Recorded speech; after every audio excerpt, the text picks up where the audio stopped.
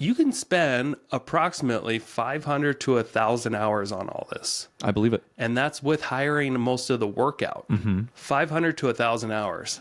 And I think my average profit that I make on a fix and flip is around. You're checking out the Investor Shed podcast with Nick Beveridge and Jeremy Kitchen. They're on the path to financial freedom and they're taking their community with them. Stay tuned for the best free real estate investing advice on the internet.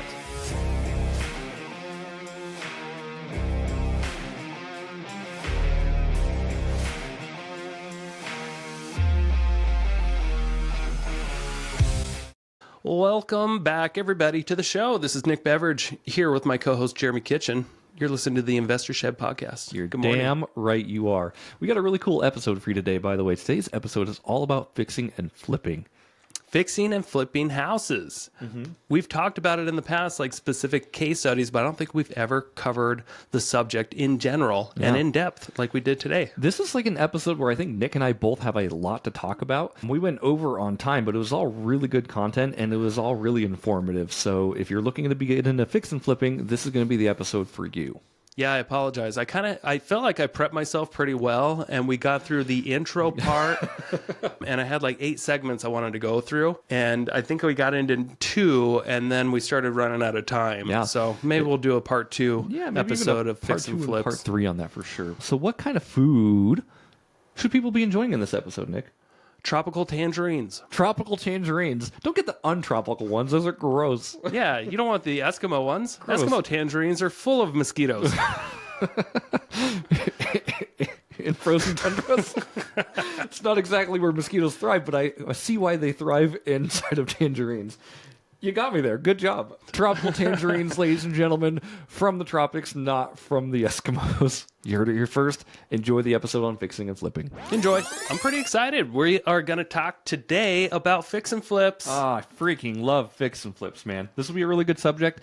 A lot of good knowledge coming in, and yeah, you're going to be learning from the master and kind of the apprentice here. So it'll be a really good episode. Why is your voice so soft? It's Monday morning and I'm being sultry. It's not working apparently.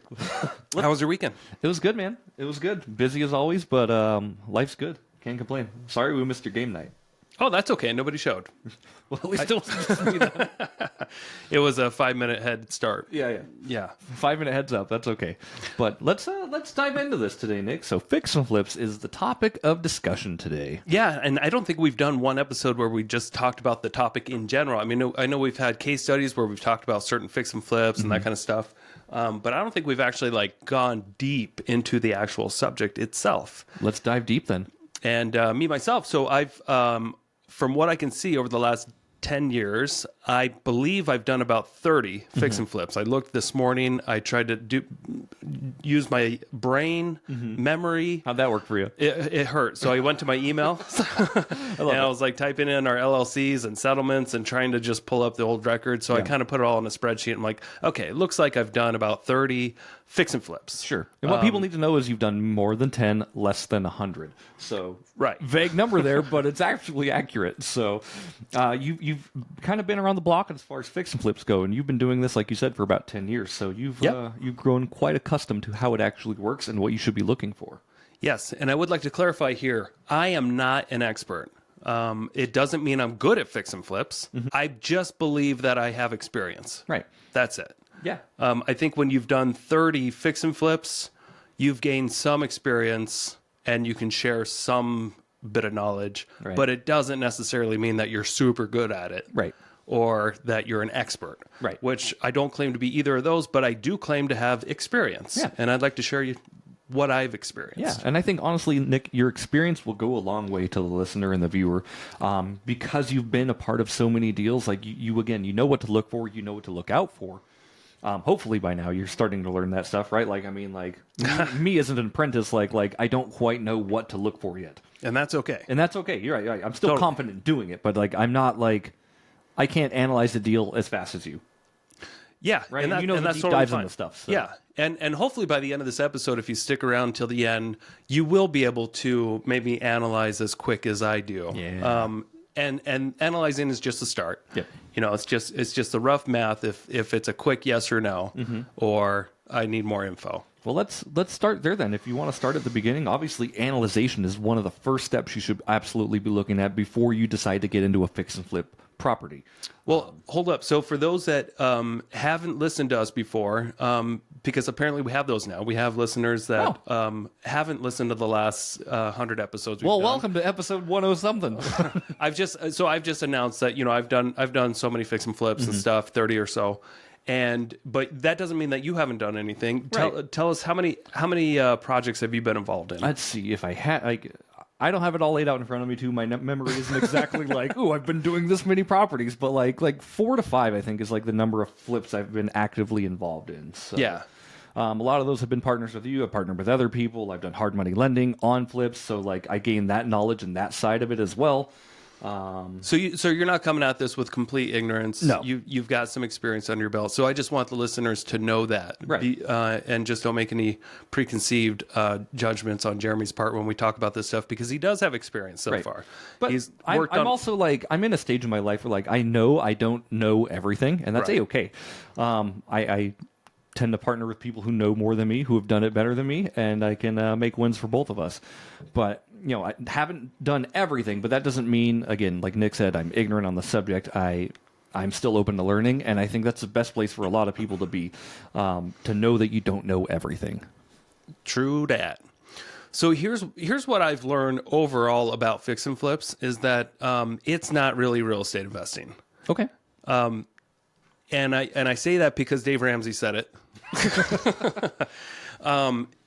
You are, in a sense, investing cash into a project, but the traditional real estate investing is buying and holding, right, for a long-term profit, because you almost can never lose if you buy and hold. And I mean, you can still lose, but this is speculative.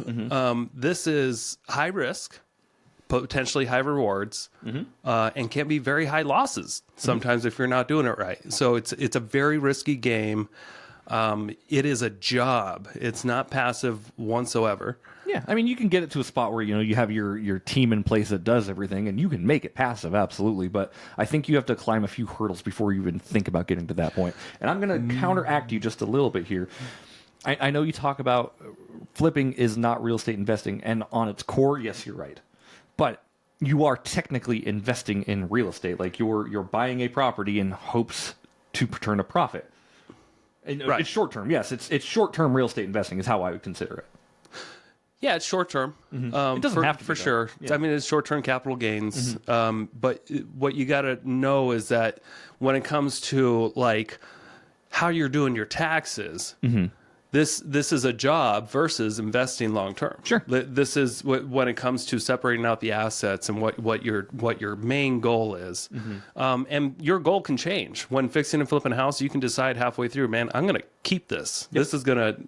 This won't be a flip anymore. This is going to be a long term investment, which I've done that a few times. I wish I did it a lot more. Sure. But it has been a fantastic way to earn big chunks of cash. Right. But I mean, when you go through and you actually calculate all the hours that you can spend sourcing deals, learning about the subject, making offers on properties, negotiating, raising the capital, then closing, then actually, going through the whole renovation process that can last a few months of fixing up a property, going to the dump a million times. Yeah. And you can outsource a lot of this, but realistically, when you're just getting into it, you're going to be pretty hands-on whether you like it or not. Right. That's just the way it's going to be, unless you've really got your systems dialed in or you're more of a passive investor. Right. But the amount of hours that you can spend on a project, and then even, at the finish line, when you finally got it ready to sell, you're still spending a lot of time on that when it comes to selling off the property.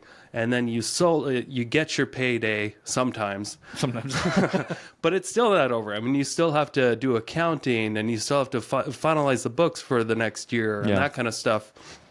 And I went and I played with ChatGPT a little bit to come up with the amount of hours that you could spend on a fix and flip. And I want to address this up front before people get too honed into the idea that this is something that they want to do, especially if they have like a full-time job or something, because I don't believe this is something that you can realistically do efficiently without having a lot of free time. Sure. So just to give you an idea, I went through when it comes to researching, making offers, doing all the things that I just kind of said. You can spend approximately 500 to 1,000 hours on all this. I believe it. And that's with hiring most of the workout. 500 to 1,000 hours. And I think my average profit that I make on a fix and flip is around 47,500. Okay. So you take that and then you go right in the middle, let's say 750 hours. You're making about $62 an hour Yep. fixing and flipping homes. So you're not getting rich. Right. But it's a good way to make some good cash. Yeah, this is in no way a path to like true wealth. I think the saying is like, like if you want to get wealthy, you hold. If you want to get rich, you flip. Something like that. Yes, that's true. Yeah. So like, yeah, with flipping, like it's a good way to get a lot of cash and a lot of lump sum cash, but it doesn't recycle itself. It's not like the Burr method where you're just like putting it back into another deal, or paying down equity or paying down other payments or buying other properties. This is just a chunk of cash that you get that's just heavily taxed, to be honest with you. It can be. It can be, yeah. Sometimes, I mean, if you're only flipping 1 or 2 homes a year, sometimes, depending on how you do your taxes and what else you got going on, sometimes you're not going to pay as much as you think. Sure. You could have a lot of write-offs. But, and that's another thing I have to catch myself when I say you make these big chunks of cash. All you're doing is you're forcibly saving your money because you can't... You're not getting a weekly or biweekly paycheck or anything like that, but you are kind of working a job and you just get delayed the hourly wage. Right. Like, for instance, like what the average fix and flip that I've been a part of make about close to 50 grand. Sure. You spend close to, 500 to 1,000 hours on it. You just get your cash later. Right. And you get it in one chunk. It's delayed gratification, but like not as But delayed it's a as good anything way else. to not, but that means maybe you've saved for 3 to 6 months. Yeah. I didn't spend my money that I earned. Right. But here it is now. Now I can spend it. Right. Does that make sense? Yeah, it does. And again, like I think like what you're talking about, like the idea of real estate investing as this, like me personally, I think real estate investing is a lot of things. Like if I'm doing a private note or a hard money loan, that's real estate investing. I'm investing in real estate. But like what you're talking about, again, like it's more of a job. Yeah, it's just a fun, exciting thing. And like, why would you fix and flip a home if it's so risky? And I've had to ask myself that question several times. I just enjoy doing it. Right. I enjoy, if you look at the board, taking the red house and turning it into the blue house. I get tremendous satisfaction, over the last decade. I've had the privilege to drive all over North Idaho, and I get to point out a fix and flip I've done. Yeah. Here and there, like within a few miles from each other, always. Yeah. And I know luckily I live in North Idaho where it's not that big. And I've only done about 30 fix and flips, but I've also bought and fixed up rentals that I've resold, and Yeah. it's kind of, I like to pretend that they're in that category too. Sure. But I got to tell you, it's just fun. Yeah. It's fun to see it come together, even though it's massively painful when you're in it. Right. Sometimes, like, gosh, got to make another big interest payment. I didn't, wasn't expecting to go 20 grand over budget on this house. Right. Got to come up with the money somewhere. I think Thankfully, have you're credit absolutely cards. right on that. Like, I've never not had fun fixing and flipping a property. Yeah. Like, it might be stressful as hell when I'm in it, but like, damn, I freaking love making something ugly and making it like pretty and like putting my hard work into it and putting our systems into it and watching the finished project just shine and get sold. It feels so good to do that. Yeah. And something I've always been confused on too is like there's a lot of people that just hate fix and flippers for some reason. But I don't understand it. I feel like you're doing a really good thing for society. You're helping out a lot of local contractors get money. You're helping out like the local economy. You're just this little tornado of putting cash into the community. Right. And yes, you're buying a distressed asset that's doing nothing, that a seller sells at a discount. Yeah. And then you come in here and you have the capital because the potential is there to fix something up. You hire a bunch of people to work on this property. You sell it to a retail buyer. They're happy. Yep. Everybody's pretty much happy. Yeah. And even the seller's happy to get rid of it because they don't want to deal with it. Yeah, typically it's a problem property for them too. But and if you live on a block that has a fix and flip and that fix and flip is happening, you should be really happy that's happening because it actually makes the value of your price of your home go up as well. Yes. Yeah. And that's something that neighbors do end up appreciating. Yeah. It's not an eyesore on your block anymore, and it's effectively made your house worth more money because the street you live on doesn't look as shitty. Yeah. Totally true. So, what is the process of a fix and flip? What would you say the first step is? The first step, in my opinion, is figure out what you want to do and how big of a renovation you want. Figure out your scope of work and what you're willing to do. Are you looking for a cosmetic fix and flip? Are you looking for a gut job? Once you figure out what exactly it is you're looking for, then you can kind of put that out in the world. Like, okay, I'm looking for a cosmetic fix and flip in the North Idaho area. I would take Kootenai County, Bonner County, something like that. I'm looking for a house that I can potentially add a bedroom to. Again, figure out what exactly it is you're looking for and how you're going to be adding value to this house, and then go out in the world and find that. Okay, perfect. So I like what you said there. Fix and flip versus gut, and cosmetic versus gut. Some people may hear that, but they're not exactly sure what that means. When you're fixing and flipping a house, you've got there's several different types of renovation levels, but you can sum it up as, is this a cosmetic job or a gut job? A gut job would be like you are tearing open most or all of the walls. You're going down to the studs, basically, and you're replacing a lot of the mechanicals. So like the HVAC system, the electrical system, the plumbing throughout the house, and we're talking about like the water lines and the drain lines. Right. That's typically part of a gut job. Right. A house that's maybe built prior to the 60s ish. If you're buying anything in the 40s that hasn't been renovated before, you're going to open up walls, guaranteed almost. Every type of home is a little bit different, but in general, if you're buying something before the 70s, and it hasn't been renovated in the past, it's possible that you're going to have to open up the walls and deal with a lot of problems. You're getting asbestos and lead paint issues at that point. But again, like just to kind of piggyback off that and how we're starting this, like analyze the property specifically of what you're looking for. If you're buying a fix and flip that's built in the 1940s, expect a lot of renovations, right? Oh yeah. Just expect nothing's going to be up to code because building codes have drastically changed over the last 80 years. So if anybody is going to be getting an appraisal or an inspection when they're done, be sure like you want this thing to pass code, and in order to pass code, you're going to have to be the one that changes the electrical or changes the HVAC. So you have to add this stuff into your costs. Yeah. And if you're newer out there and you just really want to get into it, you may have to stumble upon a gut job because you're going to have a lot of competition in most markets.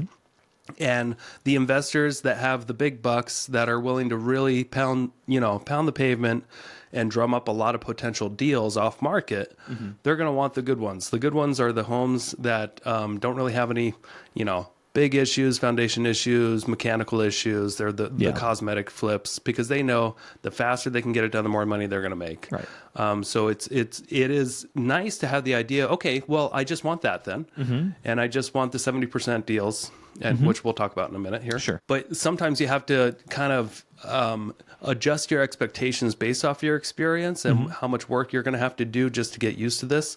Sometimes you are going to have to take on a big gut job. But you got to know the difference between the two. Right. A cosmetic job is mostly just like when you're replacing flooring and paint in the interior. Maybe some fixtures and stuff. Yeah. And what we mean by fixtures are like lighting fixtures, plumbing fixtures, so like the faucets, and then sometimes the kitchen can be considered just a cosmetic flip as well. And that's where you tear out all the cabinets and you redo cabinets and countertops. That's considered a cosmetic flip, right? In my experience. What do you think? I would agree with that. Honestly, if you're renovating and updating on a base level where it's making something look better, and what I mean by that, like new countertops, say it's got the formaldehyde, whatever they're called, not formaldehyde. Yeah, That's like Formica. Formica. I always say formaldehyde. I think it's because I joke with Sam and I'm like, Yeah. these Or are laminate formaldehyde. laminate countertops, countertops. right? Yeah. But you see the stuff, and obviously if you're looking at this and you're looking at the areas or the houses in the formaldehyde countertops, ridiculous, man. But if you see this stuff, right, and you start, doing your research and your due diligence, and you're looking in the houses in the neighborhood, and they all have granite countertops or butcher block or something like that, maybe that's something you're going to have to add to your renovation costs. So location is important for doing what you're doing, and then just not over renovating the property as well. Yeah. So, sorry, I mean, this is a free podcast, so we might be getting a little ahead of ourselves here in the process. We're already talking about renovating. Let's get back to like when purchasing and what kind of guidelines that you should really consider. So there's this rule out there called the 70% rule, which when I finally kind of piece this together in my head, because 10 years, I guess I've been wanting to be an investor for like 20 years. Right. And I finally took it up about 11 years ago when I was at a real estate seminar. And it wasn't the first real estate seminar I went to at all. But they finally kind of broke down the math of buying a fix and flip, and they made it seem very they gave a lot of confidence to just this formula. And the formula was two pieces of information. When you're analyzing a house, you need to know what is its ARV. ARV is after repair value. So that's the one number you got to figure out. What could this house be worth after it's repaired, after repair value, or after improvement value? Yep. So after you make improvements, what should it sell for? You got to know what that number is. And how are you going to find that? Multiple ways. I mean, if you're a real estate agent, you should be able to figure that out. Yep. You should be able to look at homes in similar areas, ideally the same neighborhood or the same grid, with the same type of layout, same utility. If you're looking at split entry homes, then you should really only be looking at comparables that are other split entry homes. So you got to be careful about how you come up with this after repair value. It should be accurate and conservative. Yes. To go off that a little bit, so you said if you're a real estate agent, you can do this. If you are not a real estate agent, how can you tell people to get accurate comps? You find a real estate agent. I love it. Yep, exactly. And it doesn't, I mean, if you're North Idaho, I do that for you. Right. So you call me. That's my job. The cool thing about it, and this is like, it works almost like a symbiotic relationship here. Like if you're talking to a real estate agent saying like, hey, I'm planning on purchasing a fix and flip property. This is the property I'm looking for. How much do you think it could be worth when I sell it? Average 6 months out or something like that, right? So and you need to give them an idea what you're going to do to the property. Right, exactly. And a good thing you can say is make it like the retail comps. Right. Move-in ready, what's selling, market value, move-in ready. So fresh carpet, fresh paint, and the real estate agent, more, the real estate agent is absolutely going to do this for you. Do you know why? It's because they want to list your house when you're done with it. Yeah. So this is building basically a future relationship with a real estate agent, right? So if I was going to come to you and say, hey, I'm going to do a fix and flip in this area of Coeur d'Alene. It's a split level, 3-2, blah, blah, blah. I'm going to add a bedroom and a bathroom, so it's going to be a 4, 2.5 or something like that. Yep. Can you find me comparables in the area so I know what kind of my target is when I sell this thing? Or better yet, could you do a CMA for me based off this address, Right. based off these types of repairs? Now, I got to warn you, if you're going to ask somebody, a real estate agent, to do this, and you have confidence that they have the skills to get it done and get it done correctly, you should expect to give them some business, because it does not, it does take them some time. And their time is worth, everybody's time's worth money. Yep. So, like, you probably wouldn't expect a plumber to come work on your house for an hour and then expect him to pay nothing and then never give him anything. Right. I mean, I don't think that's reasonable. Now, if you ask a real estate agent to do some, run a CMA for you, give you an accurate idea of what this should resell for, it's going to take them an hour or two. Yeah. So make sure that you're going to actually use that agent, respect their time, use that agent when it comes to reselling the house. If you're not going to use that agent, ask if you can pay them for their time up front to Right. do a BPO, or if they know somebody that will. Yeah. Or hire an appraiser. BPOs, by the way, are brokerage price options or opinions, right? Yeah, broker's price opinion. Okay, yep. Yeah. And that just gets the brokerage to say, like, yeah, this is what we think this property will be worth. Again, it's almost like your comparable market analysis right there. So, Yeah. yeah, absolutely. Respect your real estate agent's time, and try to build a relationship with these people, because again, these people are going to be the ones who want to help you get your house sold. Yes. So building They're going to those, be on your team. Yeah, Don't fuck your teammates right away. building those relationships right up the way, like, just being out in the open about what you plan on doing, whether you're going to use them or not, is okay. But make sure you're respecting their time. Make sure you're offering to pay for the CMA or the BPO or whatever it is. Yeah. So. And it's okay to be like, look, you just be upfront about it. Be a good communicator. Yeah. Say, listen, Mr. Real Estate Agent, I know we haven't worked together before. Mm-hmm. I'm planning on fixing and flipping this property. Could you help me out with a little bit of research? I need to figure out what this ARV is. Yeah.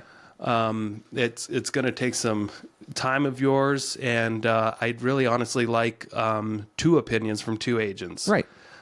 Could you just be as realistic with me and give me any advice you can on this? So, I mean, just say it up front. Right. Which is fine. A good agent is going to be like, yeah, I'll take that risk. Right. I'll risk my time. And you're going to find a few things when you're doing this part of the deal. So obviously, if you're buying a fix and flip property, odds are, unless you're going to wholesale it yourself, you are buying this property from a wholesaler. Now, the cool thing is, I want to mention to everybody, like, your wholesaler will probably give you ARV, after repair values, as well, built into their spreadsheets. Yeah. It's not always accurate. And that's why it's important. It's designed to be optimistic. Right. It's designed to be optimistic. So you see these numbers on a piece of paper and you're like, oh, that works. That absolutely works. Trust but verify. Trust but verify. Thank you so much for that. Get an actual real estate agent's opinion who is not affiliated with the deal. Yeah. And ideally, which with agents, you just got to be careful how much work you're asking for. Right. If you don't already have this deal under contract. Right. Now, I'm going to say, Jeremy, most fix and flips, yeah, a lot of them come from wholesalers, but a lot of them come from the MLS too. Sure. So you don't always have to be just finding wholesalers to find flips.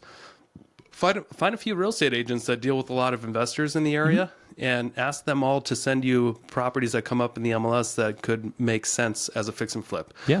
And tell them, what your standards are. I'm looking to buy something at 70% of its after repair value minus its repair cost. And that's the second item that you need to know. So you need to know your ARV. You need to know your repair cost estimate. Yeah. Now, this is something that is going to vary like crazy it's going to vary a lot more than an ARV. Right. It's going to vary depending on who's doing it, when it's getting done, and what you're planning on doing within the house. So if it's come from a wholesaler, they may give you a rough idea. They usually just pick a number closest 10,000 that they think. Right. They just pick a number. This. Yeah, yeah. 40,000. A $40,000 job could be an $80,000 job. It could be a $15,000 job. Yep.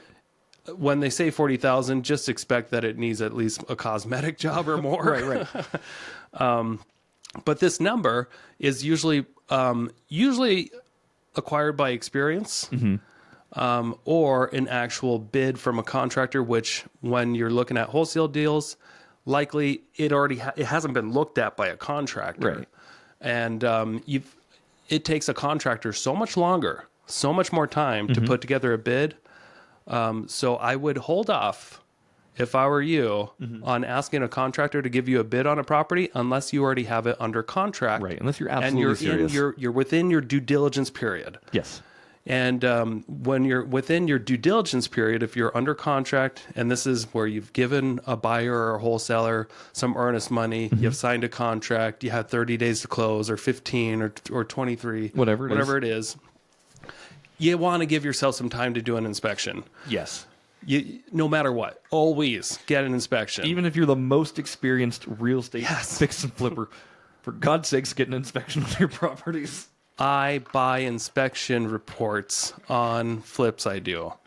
I have not always done it in the past. I did it when I first started, and I made a lot of money. I stopped doing it about halfway through, and I fucked up a lot. I started doing it again, and I'm safe. How much does like an average inspection report cost?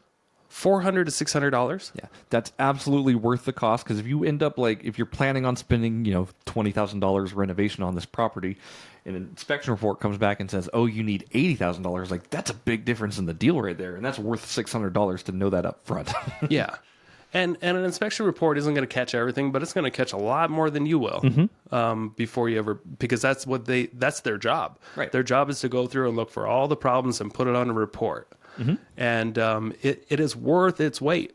It is absolutely, even if they find nothing, which if you're doing a fix and flip, that'd be really weird. You know what I love most about inspection reports is it seriously gives the fix and flipper a scope of work. Yeah, then they don't even have to go to the property sometimes. If you just hire an inspector right away, if you get a property under contract, and then you take the inspection report to a couple different builder or contractors or whatever, say, hey, this is what I want done. Here's an inspection report. If you need to drive by it or something like that, I totally get it. But can you give me a rough idea of what you would charge me to do this type of job, and be as specific as you can? Right. I need the flooring. What type of flooring? Well, carpet in this room, what type of carpet? Yeah. a max of up to $250 a square foot, and I want an 8-foot pad with the vapor barrier. You're going to have to, you're unfortunately, this isn't easy. Right. It's going to take a lot of time, and you've got to have the time devotion towards this, or you're just going to constantly be hitting a wall and having a lot of headaches, because if you don't put in the prep work up front, the work will come to get you later. Yes. The work doesn't get away from you. Right. But it may come a little late, and there may be penalties. Right. And it's important to be aware of all these things when you're analyzing deals. Things are going to end up costing money. What I typically like to do is anytime anybody gives me how much do you think it's going to cost for renovation? Say it's going to cost, $30,000. In my head, I'm adding an additional $5,000 or an additional 20%. I'm like, okay, it's probably going to be more than that, because First rule is expect it to go over, because it most of the time will. Yes. So there's a really good book out there called Flip. Okay. Written by Gary Keller's team, the Keller Inc. It's part of that series, the Millionaire Real Estate Investor series. It's a green book called Flip. I wish I had a copy of it here. But it does a wonderful job of laying out the different types of renovations you can do, and different kind of categories and recommendations. So just if you need a resource out there to help you through that, that's something I would definitely check out. But one of the best things you can do to get an idea of what kind of renovations do I need to do is to look at the ARV comps. Yep. Look at your comparables that you want to try to mimic, and say, oh, I guess I need those kind of countertops. I guess I need that kind of flooring. Yep. I guess I need that kind of siding. Yeah. I guess I need that kind of landscaping. Looks like I need a driveway. The gravel pit isn't going to cover it because all my comps have asphalt, Right. or concrete. There's study your comps of what you want to be like, and then it will make doing the renovation a lot easier to make decisions. Right. And like I was talking about with that inspection report too, it's just so easy. It's so good to have that information in front of you. You don't have to fix every single thing that's on that inspection report. No. In fact, you shouldn't fix everything that's on that inspection most. report. But you should fix a majority of it for sure. But there's things that you can just kind of let go because they're not important to the dealer, important to the comps, of course. So yeah, in general, when you're fixing and flipping a house, you're putting it on the retail market, trying to get a retail buyer, and ideally, the inspection report shouldn't have much left on it. Right. Buyers aren't really, when they're spending $400,000 or $500,000 on a house, they kind of want it move-in ready. Yep. And the best thing to do is to get that done ahead of time before they do an inspection. That way you don't have issues later and you don't have to do renovations again. Yep. Honestly, that's one of the biggest headaches about doing fix and flips is that you're taking a pig and you're turning it into this beautiful lion With a beautiful mane. Yep. with a beautiful mane, and it's got to be combed. Yep. The mane has to be combed. You gotta comb the mane. Otherwise, people aren't going to pay a premium. They're going to expect a discount if you're giving them a shit product. Yeah. And that's absolutely true. Because they're going to get an inspection report on their end as well. They're going to see through all the bullshit that you've done on your flip if you've done anything wrong. And they're going to either ask you to fix it or they're going to ask for a discount when it comes to selling it on retail. And that either eats into your bottom line or it doesn't. Yeah. But if you're like, but Nick, you just told me to make it look like the comps. A lot of the comps aren't like perfect. You're right. But you got to be better than your comps. If you want to sell your house, you're fixing and flipping. This is part of the game. It's a beauty pageant and a price war. Yeah. You know, your comps, ideally you're only looking at sold comps, but you got to look at your competitors too. Yep. It's a beauty pageant and a price war. You got to be priced better. These days it's 2024. It is not 2021 anymore. You can't just put any house on the market and expect it to sell at full price in 2 hours. Yep. So you got to be competitive price-wise. That's why you have to get the 70% rule discount, which I don't think we talked in depth yet about that. We didn't. We should dive into that. Yes, for sure. Okay. So beauty pageant, price war, put a pin in that. Let's go back to the math. The math is more simple than you can imagine, as long as you keep it this way. So you want to buy an asset at a 30% discount minus the repair cost. So in addition to your 30% off, you want to take off what it's going to cost you for the repairs, and make sure you add your buffer too. Yep. Now you may be thinking to yourself, but what about all the other costs? Holding costs, insurance, the landscaping, the power bills, the utilities, the sewer, water, all that other stuff, the porta potty. Yeah. You don't need to account for everything when you're doing the upfront initial 70%. Right. Because that covers it. You're not making a 30% profit. No. After selling costs and everything, you're shooting for about 15% with most fix and flips. Sure. Now, you can absolutely try to do more, but that means that you're going to have to get insanely good deals, which are harder and harder to come by. They are, yeah. Even that 70% rule, it's hard to find deals just with that number as it is. Oh, yeah. No. You got to create them. Or work with wholesalers, and wholesalers too. I mean, they're not giving away 70% deals right off the bat, but they may if they're having a tough time selling them. Right. And this is what I've had luck with wholesalers for the most part. They'll put a deal out there a little too high, maybe at any 85% deal or so, which is like most of their deals. And it'll sit there and not get much action, no attention. And eventually they kind of get desperate and they got to start dropping it. Yep. What I think most wholesalers that they'll get a property under contract for 70%, 65%, something like that of what they think the ARV is. Sometimes they're a little too conservative, which is awesome. Yeah. And sometimes that's when I can swoop in and get something before it falls apart. Right. Because then they go back down, okay, let me make $5,000 on this. We got to either walk away. We got to move it. Or move it. We don't want to close on it. It's too far away. And that's where I'm like, I'm coming. Hey. I'm coming. Nick loves that. Yeah. Oh, they're getting panicky. Ooh, it's my time to shine. Let's go. Another Priest River deal. Here we go. I saw that one they put out the other day. And I'm coming to it. I was going to talk to you about that. Wednesday. Okay. That's But funny. I'm having somebody else Okay. showing it to another buyer. I'm still playing the agent game, but it's like, hey, I saw that. People are giving I was up. going to text you halves. I just got my HELOC back. I want to blow my money again. So that's a tip. That's a little tip for you guys. Get to know a lot of wholesalers. Yeah. Get on a lot of lists and say no to 90% of that list. Yeah. Be interested in maybe 10%, and the ones that they're having a problem with, then you swoop in and you figure out how you can help. And don't be afraid to tell your wholesalers exactly what you're looking for. We have a lot of relationships with a lot of really cool wholesalers who know exactly what we're looking for. I'm looking for houses in Kootenai County, not a mobile home, something tied down or has the ability to be tied down on real property. Yep. And they know my criteria, so they will send me deals that are kind of in that ballpark. There's never anything that is 100% that I've seen, but they get really close, which is nice. Yes. So Jeremy, let's do some. Do you mind drawing on the board real quick? Oh yeah, let's go. We're going to break down a deal for you, a fictitious deal. Or we could do a real one. How about we break down numbers on that Priest River deal that we bought, because it's simple enough. Shorties. Yeah. Okay. So that property, it was a wholesale that they put out for $165. A quick commercial break here. Thank you so much for listening to this podcast. I really do appreciate it.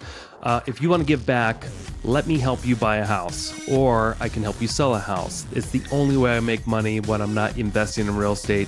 I don't make money on this podcast or the events I do, but I do make money only when I help people buy and sell houses. So if you're looking for your next investment and you're here in North Idaho, I want to help you personally. If you are not in North Idaho, I can still help you out. I have a vast network of referral partners all across the country in Keller Williams Realty, and I can find the right real estate investor savvy agent for you so you don't have to. It doesn't cost you a thing. Thank you for your support. Back to the show. That number down? I think it was 165 at first, and I didn't think much of it. Thought it looks, a little overpriced. And then they came back, a couple weeks later, and they're like, 155? Anybody? It started to look a little bit more interesting. So 155. Okay. Little switcheroo there. And then I said, well, you know what? I can do 150. Can you guys do 150? And then they said, yeah, okay. 150. 150, got it. Which I think they had under contract for 145. So the wholesaler had it under contract at 145. They sold it to us for 150. And I figured that the after repair value conservatively in this town was $300,000 ARV. So if you take $300,000 and multiply that by 0.7, you get $210,000. So write down 210. 110. Okay. And then subtract. We figured at least about $50,000 in repairs. They already had an inspection report, which was nice, and we were going to partner with Dennis, so it was going to cost us about $50,000 to get done. So 50. So 160K. Yep. So 160 was our maximum allowable offer. And we got it for 150. Still got it for 150. Yep. We didn't have to pay the full 70%. I wasn't comfortable because it was in another, it was north of town. The economy was kind of up in array. It was just, it wasn't in a neighborhood or anything. It was just on like a dirt road. Yeah. It didn't mean that because it met the 70% rule, I wanted it right away. Yeah. But we got a little extra discount. We got it for 150. And then what did we end up spending on repairs? I don't remember. Well, so we budgeted 150 because we had a contractor partner at the time, but he backed out. And I'll tell you what we spent. He didn't back out because he wanted to. He backed out because he got hurt, by the way, and it was very unfortunate because I was really looking forward to working with Dennis. I think Dennis is just a splendid human being. So. Oh yeah, totally. Yeah. So I'm gonna pull up the realistic number here. Joe gets him all the time. You get him all the time. I was jealous. I wanted Dennis on the deal. So what we ended up spending. Okay, I want to say it was like 94,000. 94. Okay. It's not going to pull up here, but that was my memory. Okay. So 160 plus 94 type of deal? Yeah. So 150 plus 94, right? Oh, you know what? I know where this spreadsheet is. Nick's going to find the spreadsheet. Stay tuned, ladies and gentlemen. So the numbers don't always work the way you think they're going to work, and that's why you need to have this big margin. We spent, let's see, we spent a lot more than what we were planning to spend. Whoopsie daisy. But we made more improvements to this house. We turned it from a 3.1. We were initially looking at comps as a 300,000 ARV made sense for a 3.1. Yep. But we turned it into a 3.2. Yep. And then our ARV went up. We ended up selling it for 350. 350. Okay. Right? It doesn't say on my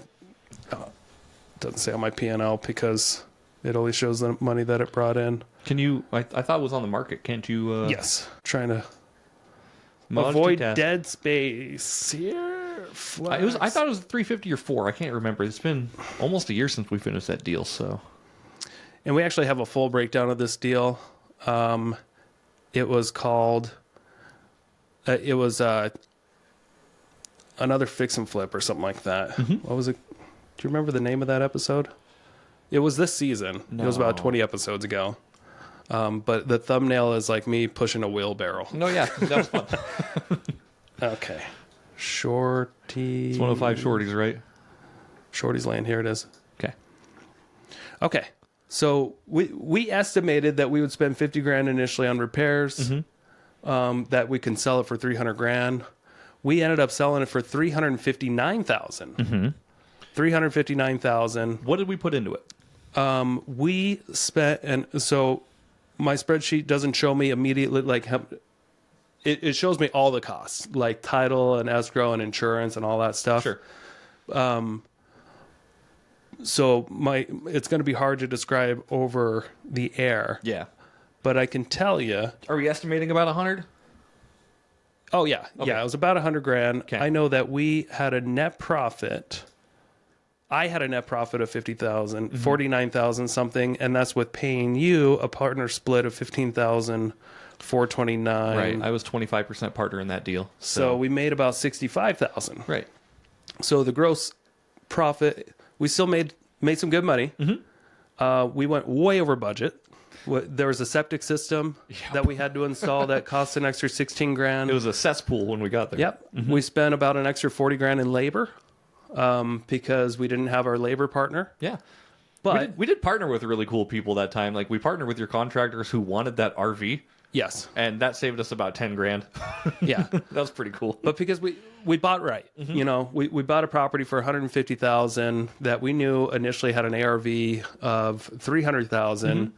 We spent a lot more on the renovation, but we sold it for more. Yep. But this is typical. You don't always stay on plan, but you kind of have rough numbers up front, and this is why we made the decision, because we got it for a little less than 70% of the after repair value. And then it cost us a lot more than we thought to fix it up. But even if we didn't get a penny more than our ARV, we would have still made $5,000. Yeah. and that's assuming that we went way over budget and the market collapsed. Right. We still would have been okay. You'll hear this number a lot in real estate investing as well. Like you make your money when you buy the property. And that's absolutely true, right? You don't make your money when you sell. Yes, you get your paycheck when you sell, but you make your money when you purchase property. So make sure you are buying right. And here's how you know if you're buying right. Am I done, by the way? Can I come back up? Yeah, sorry. Here's how you know if you're buying right. And then here's how I know, actually. I don't know about everybody out there, but if you buy a property and something happens where you can no longer fix it up, it should be worth more than what you bought it for. Yep. That simple. You should be able to put it on the MLS, pay a broker 6%, pay a title company another 1% in title and escrow fees, and you should still make money. Yep. You should get all your money back, even if you had hard money fees and all that stuff. You should still make some profit. Yep. That simple. So if you're not in that scenario, if you're purchasing a property and all your acquisition fees once you get to the closing table is more than its current as is value, you got a problem. Right. Yeah. Yeah. Does that make sense? And again, you got to make sure you buy right on this stuff because it's so easy to get emotional about these deals. Like, oh, I want to do a deal. I want this to happen. And you just buy something and you kind of, shoot from the hip. Doesn't always work like that. You gotta analyze correctly and seriously buy correct. Because like what Nick said, if you go to sell it, you should be able to sell it the day after you buy it and make money. We actually have some questions from the audience. Oh. So we did this thing where about an hour or so before we went live, I just put out there, hey, we're doing an episode on fix and flips. Does anybody have any questions for us? Yeah. And we've got Brett Shoemaker, Dan Corwin, Sarah Barb, and Kyle Greenwood that had questions. Let's start with Brett. Yeah, we've had all of them on our podcast, by the way. Thank you so much for putting your questions out. And no, that's great. Like I love cool. that. I love that the people that are interested in what we're talking about actually have been guests, and we've been interested to hear what they have to say too. So that means we need Dave Mullick on our podcast. Oh, Dave was not happy last episode. Did you see his comment? I think he was joking around. Oh man, we upset. Okay, we're going to do a street fight with Brian and Dave. Each of you get a half-broken bottle, and you have to do it old school, so you're going to be tied to each other. And just may the best man win, and that's going to be the number one fan of our podcast. Some people listening are like, who the hell is Dave? What are you talking about? Just look at our comments. You'll see Dave and Ryan, and we love them both. They're great. So, okay, yeah, we'll start with... He's an avid commenter on our YouTube, which you could be mentioned too out there if you do the same. You could be mentioned on the podcast if you're one of the two people who comment. Right. Let's start with Brett.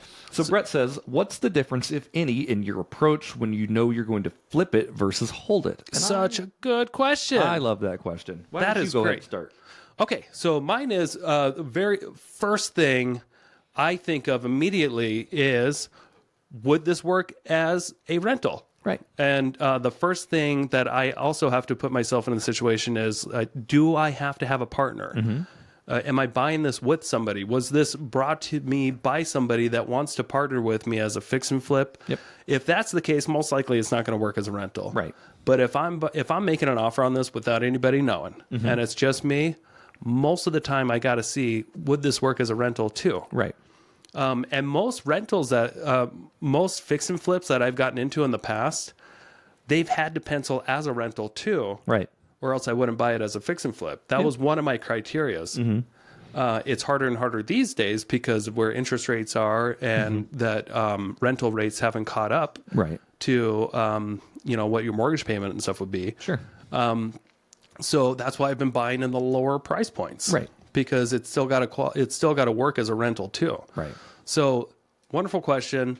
Yeah. So my approach is, can I keep this as a rental? Because I know, based off experience, my experience, I've always made more money in my rentals Yeah, than of I course. have with my fix and flips over time. And you're building equity and you're building cash flow. Like, yeah, of course. Like, Saving taxes. if you can hold it, absolutely do it. It's amazing what delayed gratification will do to your wealth.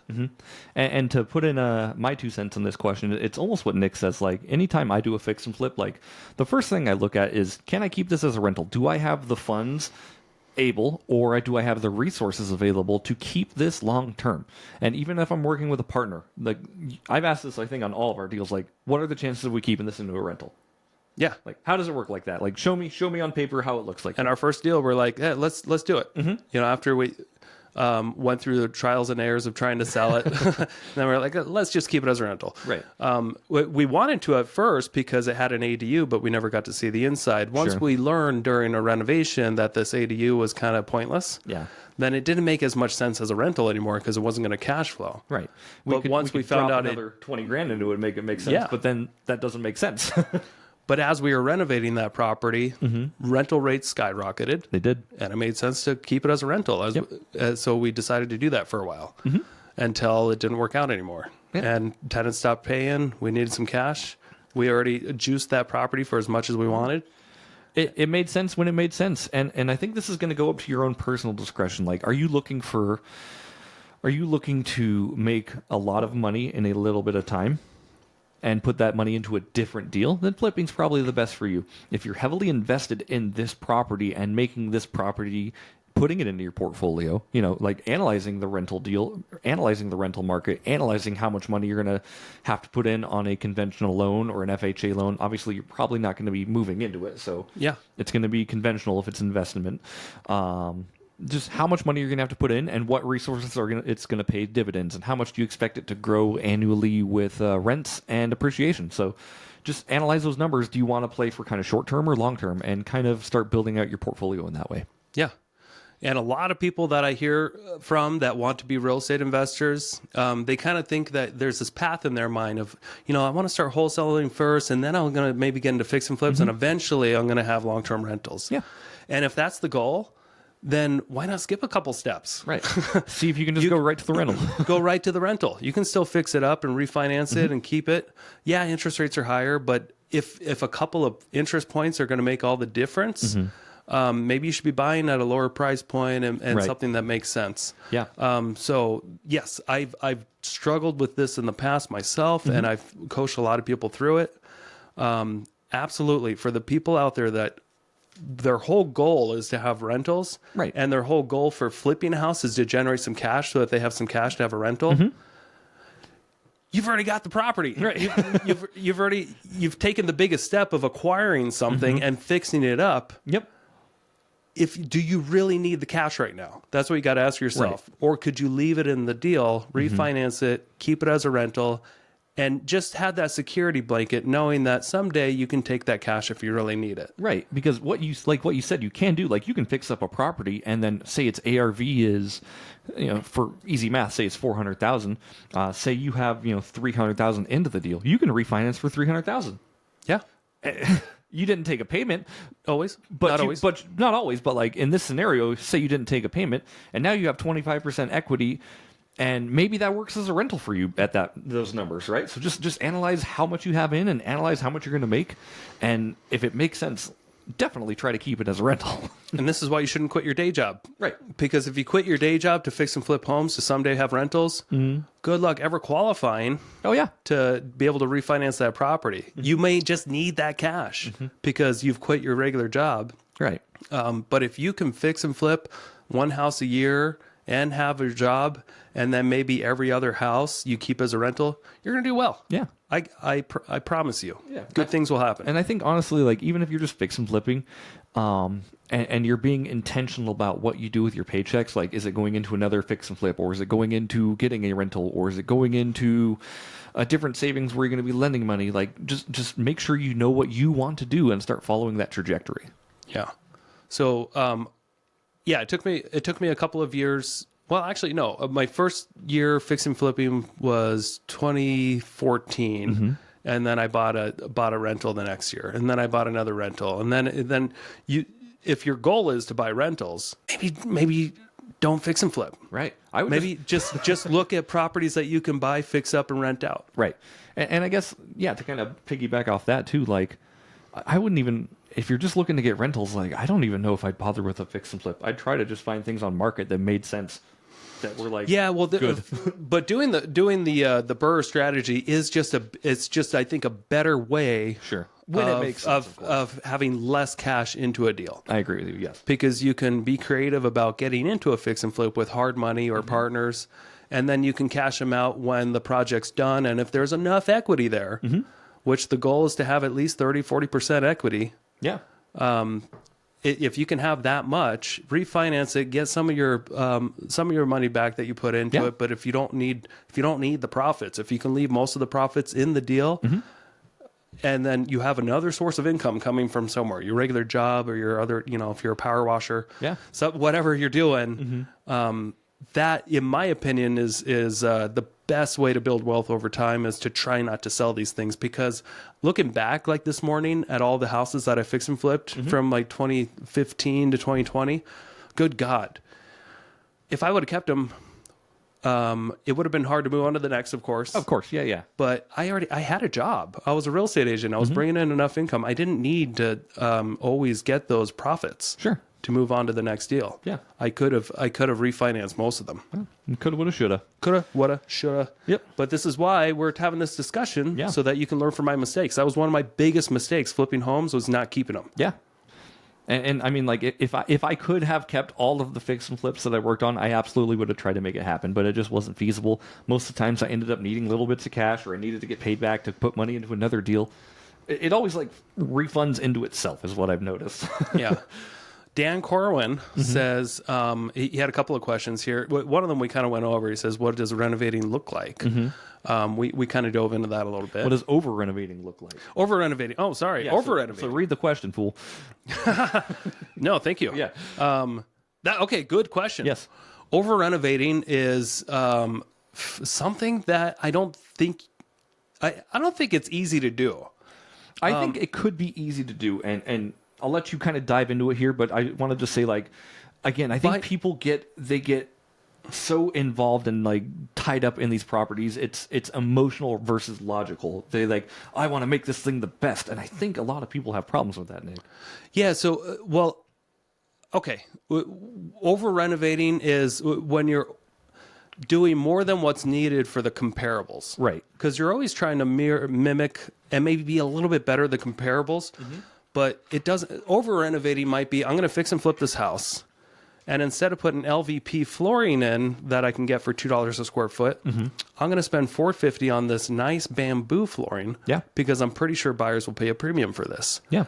And they might in a different price range. Like if you're selling a $900,000 home, or $1 million plus, sure, it might be more important to do that. But if you're in a resale market where you're like in the 400 in North Idaho, 400 to 600 range, LVP flooring is going to be fine, and people won't know the difference between a $2 flooring and an $8 flooring. That's correct. Yeah. So that's over renovating. Most times in like a median price point market, like, people are just looking for a solid place to live.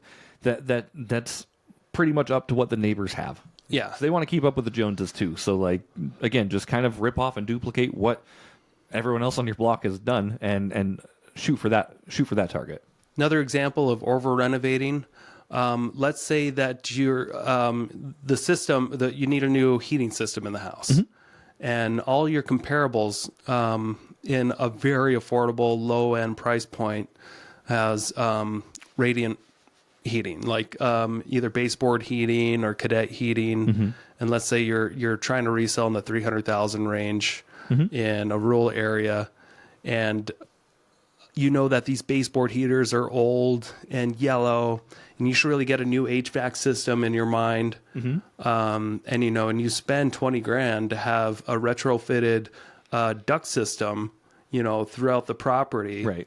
That's over renovating. Yeah, I agree with you. You don't need to spend 20 grand on a new system, retrofitting, when all the comps are showing you electric baseboard or cadet heating. You can go spend $200 per cadet heater with install per bedroom. And get a job like that done for $1,000 versus 20 grand. Big difference there. And I've seen people do similar things that just maybe don't have the experience of what is necessary. Yeah. So great question that I almost overlooked. Yeah. No, over renovating, it just looks like, just not doing your proper due diligence, I think, is what it actually boils down to and looks like. I've seen people under renovate. Yeah. I've seen people under renovate too. How does that end up working out? Not good. Not good. They end up having to sell their home for a discount. Yep. Below what the neighborhood comps are. Right. Next question from Danny said, what are some things to consider with hard money lender fees versus most costly terms? Good point here.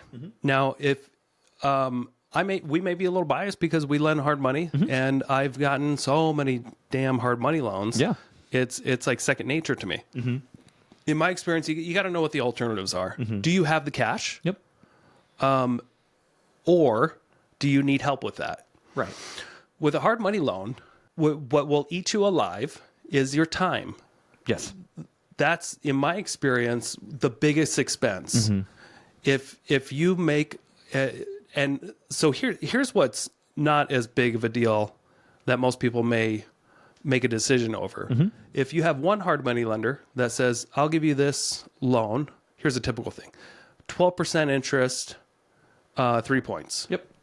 Meaning 3 points up front. Let's say you're getting a loan for $200,000. 3 points would be $6,000 in fees up front. Yep. $6,000 for doing the loan plus 12% interest, and that's around $2,000 a month in interest only. What's gonna get you that people under consider is if you go 6 months over. But which a lot of inexperienced flippers tend to at least spend 2 to 3 times longer on a project than what they anticipate.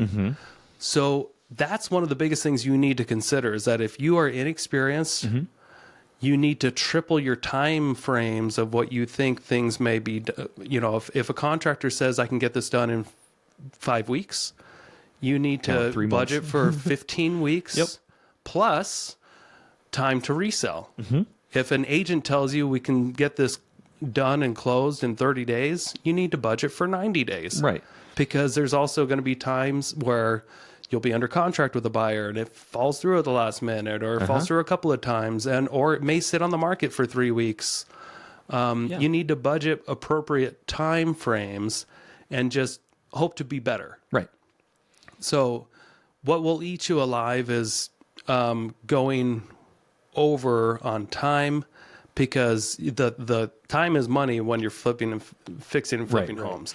And there's not a huge difference, honestly, between a hard money lender that quotes you, 11% interest rate and 3 points, and one that quotes you 12% interest and 3 points. Yeah. You're talking about a couple $1,000 over a year, period, versus... Go ahead. Yeah, I've had this conversation with Dan a lot because I've actually done hard money for loans with him. But I've told him, like, if you're looking at this from a way of like, okay, this person's charging me 12% interest and 2 points, and this one's charging me 10% interest and 3 points. Like you're just effectively splitting hairs there, bud. Find a hard money lender you like to work with and you know who can get shit done, and just start building a relationship with them. Even if it's not me, start building a relationship with them so they can see that you can perform on your note, and the more you can perform, I would wager the easier your terms will be in the future. But not everyone gets that for free, and you have to put in the work to get there. And typically experienced hard money lenders aren't cheap. No, exactly. When you get presented an opportunity at 0 points, 10% interest, you may want to jump on it. I see a lot of red flags with that stuff, but go ahead. But they're not and in my experience, the funds aren't always available, and you're dealing with somebody that maybe doesn't have their systems in place. Right. When it comes to, at the end of the loan, they're like, oh, wait, how do we do the reconveyance? Or we had this problem once. Our hard money lender was in Europe. Yeah. And we couldn't get a hold of them for a couple of months as our deal sat there and spoiled. So you got to be, I would be more selective over who you're dealing with than the actual fees, and make sure that you just budget for the fees before you make an offer. Be realistic with before you ever even shop the rate, what you can expect to pay. And what you can expect to pay in 2024 on average is around 12% a year. Yeah. 12% annualized. And about 3 points up front. It's pretty standard. Yep. If you can get better than that, cool. Yeah, great. No harm, no foul. What I like to tell people too is when you're looking at your hard money lenders to take on this fix and flip property for you, all that glitters isn't always gold. And what I mean by that is you'll find hard money lenders who have 1 point and 9% annualized. That's awesome. But then what happens at the end of that loan? Typically what I've seen is it's like a 6-month note. And if you don't pay it back in that 6 months, it's a point every single month until you pay it back. Yeah, I've seen stuff like that where people think they're getting this great upfront cost with a hard money lender, and then they realize oh, this is really hurting on the back end because I didn't read my terms and conditions. Figure out exactly what the term is. A lot of my lenders, they love their 12-month notes. I even have lenders that do 60-month notes. They just love putting their money into deals. Yeah. So if you're looking for something like that, I have hard money lenders who are available and have funds who can refinance a property onto a 5-year note. It's pretty damn cool. Not every hard money lender is going to want to do that. Yeah. So that's just the basics of hard money. But to dive deeper into your question, which is a great question, what you should be asking your hard money lender for is a schedule of all fees. Don't just tell me your points and interest. I want to know, what are you charging for docs? What are you charging for reconveyance after the loan is closed? That will hit you sometimes at $1,000 extra that you weren't expecting. So it's important to know, which I think Dan has done this before. Get a schedule of all the fees that are associated with this loan, and then plug it into your spreadsheet. Does it work or not? Yep. If it works with that deal, if the lender's already offered you the money, if you've worked with them before, or if you get good recommendations. Here's another thing that your hard money lender should potentially help you out with. If you're inexperienced, if they're a rock star lender, maybe they are no other rock stars. So maybe they can refer you an agent, or they can refer you contractors, or they can refer you the proper insurance agents, escrow agents, all the other stuff that comes along with it. Yep. So you should always be working with rock stars as much as you can. Absolutely. Next question would be from Sarah Barb. What's the most money you've ever lost on a fix and flip, and why? So most money I've ever lost on a fix and flip was in Sagal, a manufactured home on Blue Heron. Oh yeah. And I'm still losing money every month. I sold it a few months ago. I think I've lost about $210,000 on it so far, and I lose another $1,100 every month until I get another $117,000 note paid off that we moved to another piece of collateral. Gotcha. So here's why I lost so much money on that. Not good due diligence. Yeah. And I overpaid, and I let the project go too long. Yep. And I didn't price it appropriately. Everything you can think of. Yeah. So You hit it all. Good job. Yeah. Biggest thing I did wrong was I bought something when I didn't really have the time for it. And I didn't do the good enough due diligence on it. And what I mean by that is this was a manufactured home built in 1976. And it was built 3 months prior to I think it was a July 1st date or something, July 15th. It was built in March. I didn't realize that. And all I knew was that it was built to the HUD standards in 1976. And we had an old appraisal report with an addendum saying that they certify that this was built with these tags to the 1976 HUD standards, and it was on real property. And I brought that to a couple different lenders, 2 of them. I thought I was doing good due diligence, Sure. but it still wasn't enough. Right.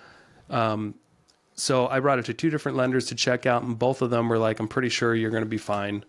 They were more concerned with the HOA because the HOA didn't allow manufactured homes. Oh, weird. But this manufactured home was placed there before the HOA ever came into play. So I was actually more concerned with that. Right. But I should have been more concerned with, I was buying a manufactured home built in 1976, and I was assuming that a buyer could get a conventional loan. Yes. And I've been to that property, and it's got the beautiful views of the lake right behind it. And that's another thing, too. Maybe I was too optimistic on waterfront and the beautiful views. It was a pond. It was secluded. It was pretty. It was called a lake, but it wasn't as great as I imagined it. I got my emotions tied into it because I remember I lost the opportunity to purchase it like 7 years before that. Okay. So this was an emotional purchase for you. It was. Okay, good to know. Yeah, I really wanted to buy it because it came up again. And when I first had an opportunity to purchase it at $76,000, Should have. ended up buying it for $400,000. But at $76,000, this was back in like 2014. Sure. And it was a bank don't know loan. what you don't know. It was a repo at the time. And I think I got it under contract, but they had to pull out because it wasn't foreclosed on properly. It had title issues, and the seller, the bank, had to pull out. And then I think it eventually resold, and I missed it because it went back on the market. I should have put it on I'm glad I didn't buy it, actually. Or I did buy it. I should have bought it back then when it was a lot less. Yeah. But I made the assumption that it was worth more than it was. And can we talk about it? I know we're running over an hour on this episode already. Are we? Yes. Okay. But just like so you bought it because it was an emotional purchase, because you wanted it earlier. Yeah. And you bought it from a wholesaler that you've never actually worked with. Right. Yes. Bought it from a wholesaler I never actually worked with, and he made anything I wanted to hear. He just said yes. Yeah. Yeah, it can do that. Yes, it can do that. Blah, blah, blah, blah. So anyway, we didn't really, once I closed on it, we kind of had it on the back burner, and I was overwhelmed with too many projects. Couldn't really get to it in time. I bought it at the peak of the market in March of 2022. Oh, yeah. So the value dropped the next month.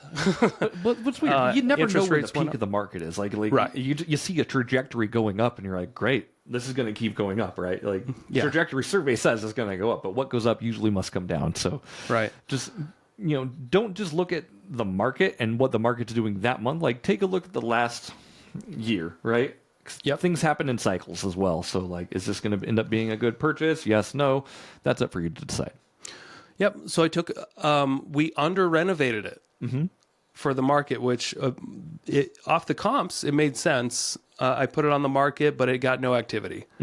It got no activity for a few months, which I wasn't used to. And then we took off the market, we renovated it, we put it back on. It went under contract at a $50,000 loss. Yikes. Okay. But it was over a year now. I had to get rid of it. And then eventually I found out it doesn't qualify for conventional financing. That buyer backed out, had to keep dropping the price every week, kept dropping it for another 6 months till eventually it sold for $350,000. And I lost $204,000 up front, and then I've been every month since then losing about another $1,100 Gotcha. So you're still paying on a note for a house you don't have. that I sold months ago. Wow. Many months ago. Yeah. Last year. That sounds like a whole episode right there. But So it happens. Flipping houses can be risky. yeah.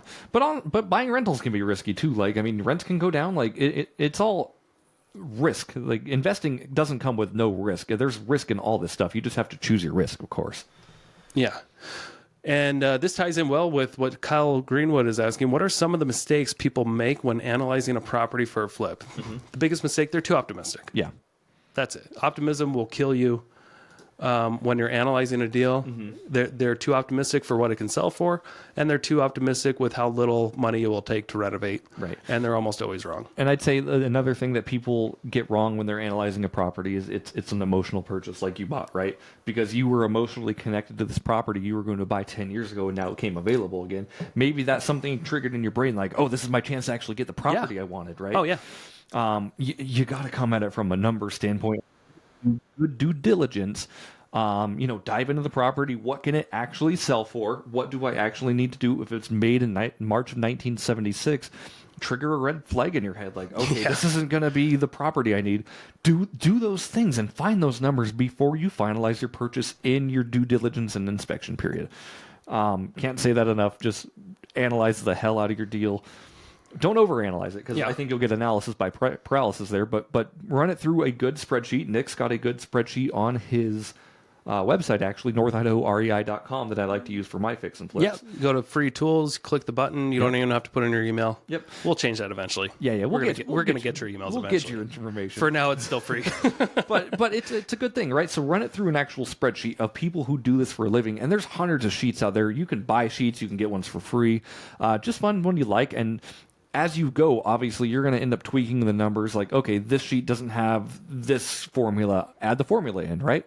Yep. And just build a spreadsheet. And if it looks good on paper, don't just buy because it looks good on paper. Like, continue your due diligence. Go look at the property. Make sure everything's exactly as you think. Right on. All right. Final step. Once you sell the house, make sure you keep some money for taxes and roll your profits into the next deal. Yeah. Easy peasy, unless you want to lose all steam. Make sure you're definitely keeping money for taxes and putting your profits. Obviously, take what you need to live and survive off, of course, but like as much money as I can put back into a real estate deal as I can from a deal absolutely happens. And here's a little tip that your family may love, because it does take a lot of time from your family, but just tell your family, hey, every fix and flip that we do that I make money on, I'm going to take you guys on a vacation. Right. So that's kind of a cool little thing you can do that I've heard people do. We've done it a few times. Yeah.